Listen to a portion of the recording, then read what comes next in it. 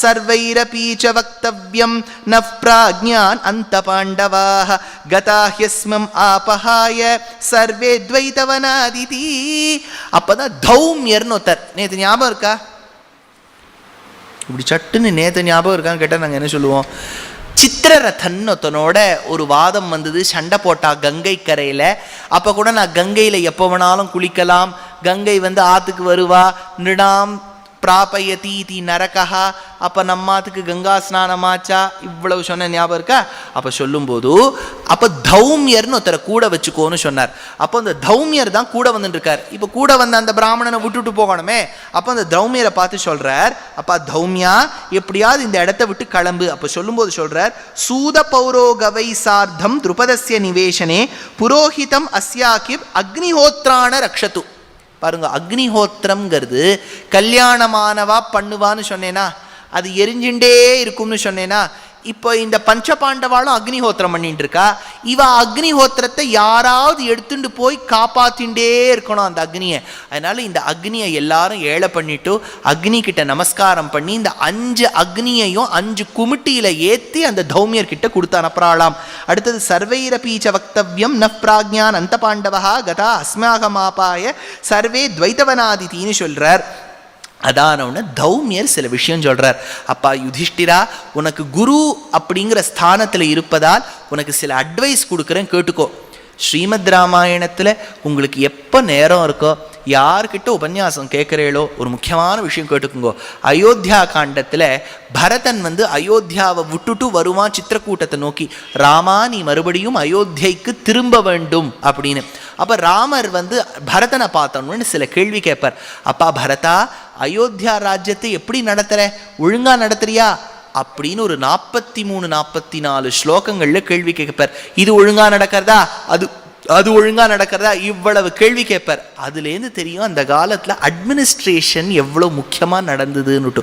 குப்பையை அள்ளுறாளா, குப்பையை ஒழுங்காக ஒரு இடத்துல போடுறாளா, ஜலம் வர இடத்துலலாம் சுத்தம் பண்ணி வைக்கிறாளா, ஜலம் வந்துருத்து. இப்போ நமக்கு ஜலம் இவ்வளோ வரும்னு தெரியாது, அந்த வர வழியெல்லாம் சரியே பண்ணி வைக்க மாட்டோம். இப்போ சட்டுன்னு ஜலம் வந்துருத்தானே தக்கி வைக்கிற இடம் இருக்காது. ஜலம் குடுங்குற வரைக்கும் அவாவா போராட்டம் பண்ணிகிட்டே இருப்பா. ஜலம் வந்துருத்துன்னு வச்சுக்கோங்க, தக்க வைக்கிறதுக்கு இடம் இல்லை. அதனால இவ்வளவு ஏற்பாடும் நடக்கணுமே. அதெல்லாம் நடக்கிறதான்னு ராமாயணத்தில் 43 ஸ்லோகங்கள் வருதா. இப்போ தௌமியர் சொல்றார், யோனயானம் ந பர்யங்கம் ந பீடம் ந கஜம் ரதம் ஆரோஹேத் சம்மதோ அஸ்மீத் இதீச்ச ராஜவசதிம் வசேத்து சொல்றார். அப்பா யுதிஷ்டிரா, உனக்கு தெரியாத தர்மம் இல்லை. நீ ஒரு ராஜா இடத்துல போய் வேலை பார்க்க போற. நீ வேலை பார்க்குற அந்த விதத்தை பார்த்துட்டு ராஜா உனக்கு நிறைய சலுகைகள் கொடுப்பார். அவர் கொடுக்குறாருங்கிறதுக்காக அவருடைய ரதம், குதிரை, யானை இதெல்லாம் மிஸ்யூஸ் மட்டும் பண்ணவே பண்ணாதேம்பர். இப்போ நிறைய பேர் இடத்துல பேங்க்கில் வேலை பார்ப்பா, கவர்மெண்ட்டில் உத்தியோகம் பார்ப்பா, அவாத்தில் கார் இருக்குன்னு வச்சுங்கோ. அது யாரெல்லாம் அவள் வீட்டுக்கு சொந்தக்காராளோ அத்தனை பேரும் அந்த வண்டியை பயன்படுத்துவா. அது என்ன சுவாமி, கவர்மெண்ட் கட்டிட்டு போகிறது அந்த பணத்தெல்லாம், நம்ம எதுக்கு கவலைப்படுவானேங்கிற அந்த எண்ணம் நமக்கு இருக்கிற வரைக்கும் தேசத்துக்கு உன்னத்தியே கிடையாது சுவாமி. அது என்ன கவர்மெண்ட் கட்டுறதுன்னா நம்ம தானே அந்த டேக்ஸை வச்சு நம்ம பணம் தானே அங்கே போகிறது. அது என்னவோ அவன் கட்டுறாங்கிறதுக்காக பெட்ரோல் விலை 80லேருந்து 50 ஆகிடாது, அதே 80 தான் அவனும் கொடுக்குறான். அதனால் நமக்கு என்னவோ அவள் வீட்டில் கார் இருக்குது, கவர்மெண்ட் கொடுத்துருக்கானா அவள் காரை வச்சுன்னு ஒரு 10 கோவிலுக்கு போகிறது, அவள் காரை வச்சுன்னு மார்க்கெட்டுக்கு போகிறது, இதெல்லாம் பண்ணிவிட்டு புண்ணியம் சேரும்னா ஒரு கணக்குலையும் புண்ணியமே சேராது. சொல்றாரு பாருங்க, ஆரோஹேத் சம்மதோஸ்மிதி, உனக்கு கொடுக்கக்கூடிய சலுகைகளை உன்னுடைய குடும்பத்தாருக்கு நீ பயன்படுத்தாத. எவ்வளவு பிராக்டிக்கலா இருக்கு பாருங்க மகாபாரதம். அடுத்தது சொல்றார், நைஷாம் தாரேஷு குர்வீத மைத்ரீம் பிராஜ்ஞா கதாச்சன அந்தఃபுரச்சராஜ் ஏச்ச துவேஷ்டி யானஹிதாஸ்சய. என்ன சொல்றார், அப்பா உன்னே ஒன்று சொல்றத கேட்டுக்கோ. அந்த ராஜா உன்னோட நன்னா பழகிறார். இந்த ராஜாவோட பழக்கத்தால் ராணிக்கும் உன்னை பற்றி நல்ல விஷயங்கள் தெரிய வரும். அதுக்காக ராஜா இல்லாத சமயத்தில் ராணியோட எந்த விதமான தொடர்பும் வச்சுக்காதே, அவளோடு உறவில் வச்சுக்காதே. ஒரு இடத்துல வேலை பார்த்தியான வேலையை மட்டும் பாரே ஒழிய அவளோட பர்சனல் ரிலேஷன்ஷிப்பில் இருக்காதே.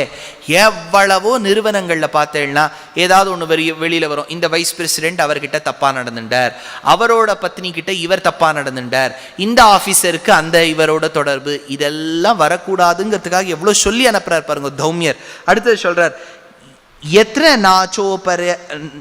நாச்சோபரச்சேதது அக்னிவித் தேவவத்விஹ அன்றுதே நோபச்சீர்ணோஹி ஹன்யாதேவ ந சம்சயா. அதாவது ஒரு ராஜாவை நீ அக்னி மாதிரி பார்த்துக்கணும் யுதிஷ்டிரா. அக்னிக்கு நம்ம ரொம்ப மதிப்பு கொடுப்போம், ஆனால் ஒன்றும் விரலை மட்டும் அதுக்குள்ளே விட்டுற மாட்டோம், ஏன்னா சுட்டுடும். அதே மாதிரி ஒரு இடத்துல நீ ராஜா கிட்ட, அந்த ராஜாங்கிற இடத்த மறந்துருங்கோ, நம்ம எந்தெந்த இடத்துல வேலை பார்க்குறோமோ அந்தந்த இடத்துல நம்ம அந்தந்த இவாளை வச்சுக்கணும். நம்ம எந்த இடத்துல வேலை பார்க்குறோமோ ரொம்ப அவளோட பழகிண்டு வெளியில் போயிட்டு ஃப்ரெண்ட்ஸோட வெளில போகிறது வேற, குடும்பத்தாரோட வெளில போகிறதுங்கிறது வேற. இந்த நிறுவனத்தில் போய் அவளோட தோழமையை வச்சுக்கிறது, நான் உனக்கு ஒரு நாள் நான் ஒரு பண்டம் பண்ணின்னு வேற, நீ ஒரு பண்டம் பண்ணிட்டு வா, நம்ம எல்லாரும் உட்காந்து ஒன்றா சாப்பிட்லான்னு சொல்கிறது, மொத்தத்தில் வேலை கெட்டு போயிடும். இதெல்லாம் பண்ணுற இடத்துல நான்லாம் ஆஃபீஸில் வேலை பார்த்த வரைக்கும் ரொம்ப நம்ம ஃப்ரெண்ட்ஷிப் ஆரம்பிச்சுட்டோம்னு வச்சுக்கோ, ஓரளவுக்கு இருக்கணும், நன்னா இருக்கையில எப்படியாச்சு அதாச்சு ஒரு ஸ்டாண்டர்டாக நாங்கள் எல்லாம் கேட்போம், ஹவ் வாஸ் யுவர் வீக் அப்படின்னு கேட்போம், சாதாரணமாக தான் இருக்கும். நான் இந்த சில கேள்விகள்லாம் எங்களுக்கு கார்பரேட்டில் கேட்டு கேட்டு கேட்டு கேட்டு கிளீஷேடு கொஸ்டின்ஸ்ன்னு பேர். இப்போ நாங்கள் லிஃப்ட்டில் போயிட்டு இருப்போம், நான் போகிற சமயத்தில் இன்னொருத்தர் வருவார், அவர் வேறு ஏதோ நிறுவனத்தில் வேலை பார்க்குறாரு, அவர் நிறுவனமோ என் நிறுவனமோ ஒரே ஃப்ளோரில் இருக்கும், நாங்கள் கேன்டீனுக்கு போவோம், அவர் நான் போகிற சமயத்துமா பார்த்து அவர் வருவார், oh hello where do you live அப்படின்னு கேட்பார், மாட்டுங்கா அப்படிமே ஆச்சு.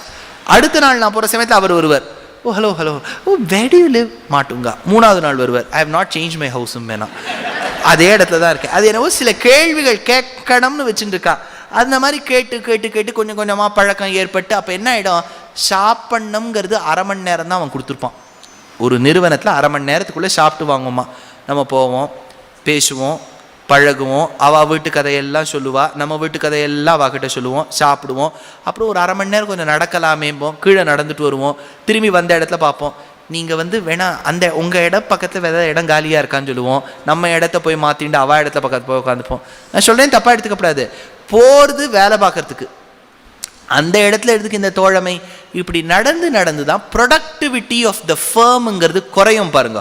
நம்ம பார்க்க வேண்டிய நேரத்தில் வேண்டாத வேலையெல்லாம் பார்த்தா இதெல்லாம் நடக்கும். இல்லை சுவாமி அப்படின்னா பழகவே கூடாதுன்னு சொல்கிறேளா, வெளியில் யாரோட வேணாலும் பழகலாம், நிறுவனத்துக்குள்ளே பழகணும்னு அவசியம் கிடையாதே, போகிறது வேலையை பார்க்கறதுக்கு. அதுக்காக சிடுமூஞ்சியாக இருக்கணும்னு நான் சொல்ல வரல, பிரசன்னமாகவே இருக்கலாம், பிராங்கனாக இருக்கணும்னு சொல்ல, பிரசன்னாபிமுகியாகவே இருக்கலாம், ஆனால் இருக்கும்போது அந்த வேலையை பார்க்கணுங்கிறது இருக்கு இல்லையா. சொல்கிறார், அன்றுத நோபச்சார்ணி நோஹி ஹன்யாதேவான சம்சயா.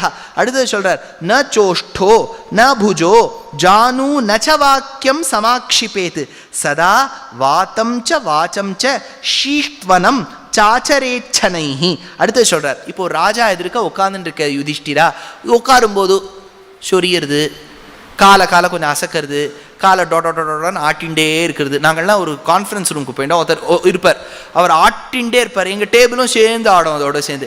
இந்த மாதிரி ஆட்டங்கள்லாம் போடுறதோ சும்மா சும்மா அசந்து உட்காடுறதோ, ஒரு இடத்துல உட்காந்துண்டா அவள் எதிர்க்க எப்படி ஒரு டெக்கோரம்னு ஒன்று இருக்குது, எப்படி நடந்துக்கணுங்கிறது இருக்குது. வேண்டாத வார்த்தை கேட்க பொக்கேன்னு சிரிக்கிறது. ஒரு ஜோக் அடிக்கிறான்னு வச்சுக்கோங்க ஒரு மீட்டிங்கில், ஆஹா ஓஹோம், சில பேர்லாம் அழுது கண்ணிலெல்லாம் ஜலம் கர்ச்சீஃப்லாம் தொடச்சின்னு அந்த அளவுக்கு சிரிக்கப்படாது. எந்த இடத்துல நம்ம உணர்ச்சியை கட்டுப்படுத்திக்கணும்னு தெரியணும் Yudhishthira. All this applies to the current management schools. நான் சொல்றது எதுவுமே ஏதோ ராஜானா அந்த காலத்துல நினைக்காதீங்க. இதே நான் ஒரு 1000 ரூபாய் போட்டு இங்கிலீஷ்ல ஒரு பிபிடி போட்டு கொடுத்தேன்னா அது மேனேஜ்மெண்ட் லெக்சர்னு பேர். இப்போ நான் உட்காந்துட்டு வியாசபீடத்தில் உட்காந்துட்டு ஒரு வேஷ்டியும் அங்கவஸ்திரத்தையும் மேலே போட்டுன்னு உட்காந்து சொல்கிறேன் பாருங்க, இது ஃப்ரீ லெக்சர். இது அத்தனையும் அவர் சொல்றது எவ்வளோ அப்படி சொல்றார், நீ பேசும்போது ரொம்ப ஜாகிரதையாக பேசணும். வாச்சம் ச ஷீஷ்வனம் ச, அதாவது இப்போ ஷார்ட் விட்டு நம்ம கொப்பளிக்கிறோன்னு வச்சுங்க, ஒரு ஆஃபீஸ்க்கு போகிறோம், ஷார்ட் ஒன்று கொப்பளிக்கிறோம், சில பேர் வாயை கையில் விட்டு குழகுழான்னு போட்டு அந்த இடத்துல ஒரு பெரிய ஒரு பட்டாசு வெடிக்கிற மாதிரி சப்தம், அதெல்லாம் பண்ணாதேங்கிற. ஷீஷ்வனம்னா அந்த மாதிரி வாயிலேருந்து கொப்பளிக்கும் போது ஜாகிரதையாக கொப்பளி. அடுத்தது சொல்கிறார், சாச்சரே சனைஹி, நீ மூச்சு விடும்போது கூட பார்த்து மூச்சு விடு. இப்போது ஒரு கப்லேருந்து டீ சாப்பிட்றோன்னு அது உறிஞ்சி அவர் பக்கத்தில் இருக்கவாள்ல எதுனா மாடா ஆடான்னு யோசிக்கிற அளவு இருக்கக்கூடாது. இதெல்லாம் சொல்கிறார், எல்லாம் நமக்கு அப்ளை ஆகுது பாருங்க. அடுத்தது, ஹாஸ்ய வஸ்துஷு சான்யஸ்ய வர்த்தமானேஷு கேஷுச்சித் நாதிகாடம் பிரஹ்ருஷ்யேத ந சாப்பியும் மத்த வேத்சிதது. அடுத்தது சொல்கிறார், இப்போ ராஜா சிரிப்பான ஒரு விஷயம் சொல்றார், கேட்டுண்டு ஒரு புன்னகை மட்டும் காண்பி, வீட்டில் வேணா வந்து கொஞ்சம் சிறிய ஒழிய அவர் எதிர்க்க குலுங்கி குலுங்கி சிரிக்காத. அது சொல்லிட்டு சொல்றார், ந கர்மணி நியுக்தா சன்னு தனம் கிஞ்சித் அபிஸ்பிருஷேத் பிராப்னோதிஹி ஹரன் திரவியம் பந்தனம் எதிவாவதம் சொல்றார். உன்னை நம்பி அவர் ஒரு பணத்து பொறுப்பை கொடுக்கிறார், பணத்தை விருத்தி பண்ணணும்னு. அவர் பணத்தை விருத்தி பண்ணணுமே ஒழிய ஓம் பிள்ளைகள் பேரனெல்லாம் வச்சு ஒரு பிஸ்னஸ் ஆரம்பித்து ஓம் பணத்தை பண்ணக்கூடாது. இல்லாட்டா அந்த ரகசியம் சிதம்பர ரகசியமாக வெளிப்பட்டு விடும். அதனால் பண்ணக்கூடாது. எதை வச்சு நீங்கள் சிரிக்கிறீர்கள்? பிராப்னோதிஹி ஹரன் திரவியம் பந்தனம் எதிவாவதம். பாருங்க எவ்வளவு அப்ளிகபிளா இருக்கு கரண்ட் யுகத்துல. அப்போ தௌமியர் இது சொன்ன உடனே யுதிஷ்டன் சொல்றார், நீங்க நான் சொன்னது 4-5 ஸ்லோகங்கள், கிட்டத்தட்ட 60 ஸ்லோகங்கள் அட்வைஸ் பண்றாரு. எனக்கு சொல்றதுக்கு நாழி இல்லை. யுதிஷ்டிரன் இதெல்லாம் கேட்டுட்டு, தௌமியரே நீங்க சொன்ன விதத்துல நான் நடந்துப்பேன்னு சொல்றார். இதான உடனே இவ விராட்ட நகரத்துக்குள்ள பிரவேசம் பண்றா, ஊர் எல்லைக்குள்ள வரா. இப்போ 5 பேர் திரௌபதி வந்தாச்சு. ஏன்னா தௌமியர் அமிச்சாச்சு, அக்னிஹோத்திர அக்னியை கொடுத்துட்டோம். இப்போ இவ 5 பேரும் வரா, காடா இருக்கு. இப்போ ஆயுதங்களை மறைச்சு வைக்கணும். ஏன்னா இவர் கையில வேல் இருக்கு, அவர் கையில கதை இருக்கு, இவன் கையில காண்டிவம் இருக்கு, அவர் கையில அம்புரா தூணி இருக்கு. எங்க இதெல்லாம் கொண்டு வைக்க, எங்க இந்த ஆபரணங்கள்? ஏன்னா சில அந்த காலத்துல ராஜாக்கள் போட்டுக்கக்கூடிய ஆபரணங்கள்னு உண்டு. இந்த கொலுசுன்னு போட்டுக்கணும் இல்லையா? அந்த கொலுசு கல்யாணமான ஒரு பெண்ணு தங்கத்தில் க்ஷத்ரிய பெண் மட்டும் போட்டுக்கலாம். ஒரு அந்தணனோ வைஷ்யனோ யாரும் போட்டுக்க முடியாது. அதனால இப்போ திரௌபதி க்ஷத்ரிய ஸ்திரியா இருக்கிறதுனால சில ஆபரணங்கள்லாம் அவன் மாற்றிக்கணும். இந்த ஆபரணங்கள்லாம் எங்கே வைக்கிறதுன்னு ஒரு கேள்வி, ஆயுதங்களெல்லாம் எங்கே வைக்கிறதுன்னு ஒரு கேள்வி. அப்போ தான் வில்லிபுத்தூரார் பாரதத்தில் எடுக்கிறார்.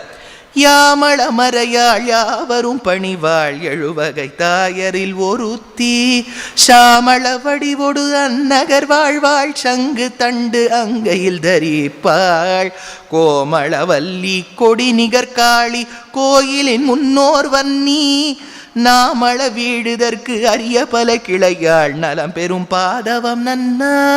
யாமள மறையாள் யாவரும் பணிவாள், அதர்வண வேதத்தில் இருக்கக்கூடிய யாமள மறைன்னு ஒன்று உண்டு.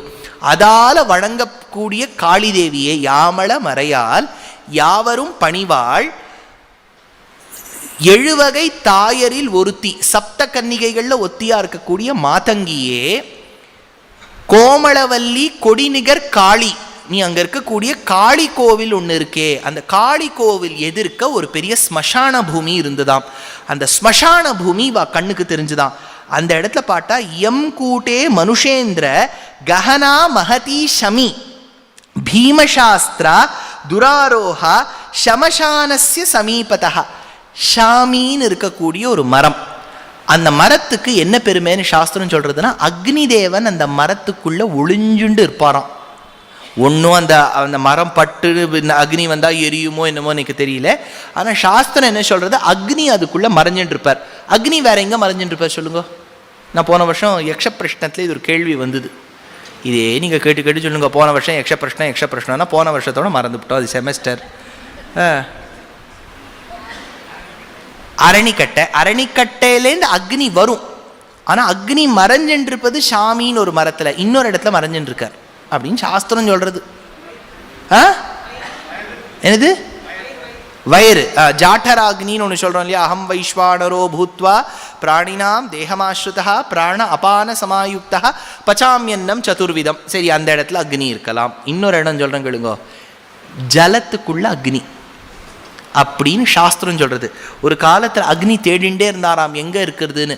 அப்போ வருண பகவான் சொன்னாராம், எனக்குள்ள மறைஞ்சுக்கோ அப்படின்னு சாஸ்திரம் சொல்றது. நீங்க உடனே H2O தேடி பார்த்தா எங்க சார் அக்னி இருக்கோன்னு என்ன கேட்காதீங்க. I may not have the right answer. சாஸ்திரம் சொன்னதை அப்படியே சொல்றேன். எப்படி ஜலத்துக்குள்ள அக்னி மறைஞ்சிருக்குன்னு சொல்றோமோ, அந்த மாதிரி ஷாமின்னு ஒரு மரத்துக்குள்ள அக்னி மறைஞ்சிருக்குமாம். எப்போ அக்னி மறைஞ்சுட்டு இருக்கோ அதே மாதிரி நம்ம ஆயுதங்களும் அக்னிக்கு சமமாக தான் இருக்கக்கூடியது. அந்த ஆயுதங்களை நன்னா கட்டி இந்த ஸ்மசான பூமியில் இருக்கக்கூடிய ஷாமி மரத்துக்குள்ள வைக்கலாமேன்னு இவா யோசிச்சா. பெரிய வஸ்திரத்தை எடுத்தா, அந்த வஸ்திரத்துக்குள்ள எந்த வஸ்திரம்? யுதிஷ்டிரனோட வேஷ்டி. யுதிஷ்டனோட வேஷ்டி உதவுமான்னு கேட்டால் அந்த காலத்துலேருந்து மாமாக்களுடைய வேஷ்டி மல்டிபர்பஸ். அதனால் நம்ம ஆங்கள்லாம் வடாம் போடுறோமே, அதுக்கு மாமா தான் உதவுறார். ஆற்றுல புடுதுணின்னு இருக்கே, அது மாமாவோட பனியன் உதவுறது. அதனால் புடுதுணி ஆகட்டும், அதாவது மாமாவுடைய கான்ட்ரிபியூஷன் இஸ் கம்ப்ளீட்லி விசிபிள் இந்த வடாம். அதனால் அவர் வஸ்திரத்தில் தான் நடக்கிறது. அதனால் யுதிஷ்டிரன் வேஷ்டியை விரிச்சுட்டார். சுவாமி அப்புறம் யுதிஷ்டன் வேஷ்டிக்கு என்ன பண்ணுவார்? அவர் தான் இனிமேல் வேஷ்டி போட்டுக்க வேண்டாமே, அவருக்கு இன்னும் காஷாயம் தானே. அதனால் வேஷ்டியை விரிச்சா அதில் எல்லா ஆயுதங்கள், காண்டி கதை கிதை எல்லாத்தையும் வச்சுட்டு, ஆபரணங்களையெல்லாம் வச்சுட்டு நல்லா சுற்றி அந்த ஸ்மசான பூமியில் இருக்கக்கூடிய சாமி மரத்தில் வச்சா. அந்த ஸ்மசான பூமியில் தான் காளி கோவில் இருக்கான். அதை தான் வில்லிபுத்தூரார் பாரதத்தில் எடுக்கிறார். இப்போ வச்ச உடனே என்ன பண்ணுறான்னா, இப்போது இதை யார் வேணாலும், இப்போ நீங்கள் பார்த்தேன்னா அதில் கட்டி வச்சிருக்கா, எவனாவது ஒருத்தன் பிற்காலத்தில் போகிறவன் ஏதோ கட்டி வச்சிருக்கானேன்னு எடுத்து பார்த்துட்டா என்ன பண்ணுறது? அப்போ எப்படி இதை மறைக்கிறது? இப்போ ஆயுதங்கள் எல்லாம் வேஷ்டியில் கட்டி இந்த மரத்தில் மறைச்சாச்சு, பின்னாடி ஒருத்த இந்த ஆயுதங்களை எடுக்க மாட்டான்னு என்ன நிச்சயம்? அதுக்காக என்ன பண்ணாலாம், அந்த இடத்துல ஒரு ஸ்மசான பூமியில் ஒரு பிரேத்தத்தை அரையும் குறையுமா வச்சுருக்கா, எரிக்கவே இல்லை. அது துர்நாற்றம் வீச ஆரம்பிச்சுடுத்து. அந்த பிரேத்தத்தை எடுத்துன்னு கயிறில் கட்டி அந்த மரத்து கிளையிலேருந்து தொங்க விட்டுட்டா, தற்கொலை பண்ணா மாதிரி. இப்போ அநாதையாக இருக்கக்கூடிய பிணத்து பக்கத்தில் யாரும் வரமாட்டா. அப்போ அது கழுகு அதை சாப்பிட்றோம்.